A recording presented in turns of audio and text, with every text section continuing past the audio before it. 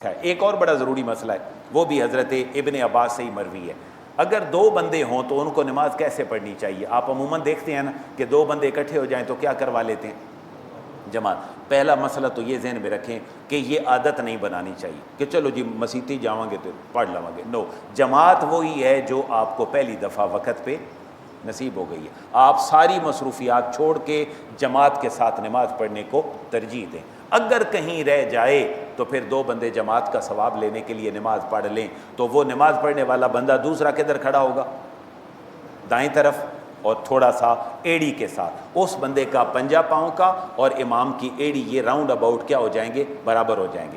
حضرت ابن عباس رضی اللہ تعالیٰ عنہ کہتے ہیں میں چھوٹا تھا تو نبی پاک صلی اللہ علیہ وسلم کے ساتھ میں نماز کے لیے کھڑا ہو گیا، لیکن میں دائیں کے بجائے بائیں کھڑا ہو گیا۔ آپ نے میری لٹ سے، میرے بال سے پکڑ کر کہا، اشارہ کر کے کہا ادھر آ کے میرے سامنے کھڑے ہو۔ تو اس حدیث مبارکہ سے یہ بات ہمیں پتہ چلتی ہے کہ دو بندے ہوں تو ایک مقتدی امام کے کس طرف کھڑا ہو؟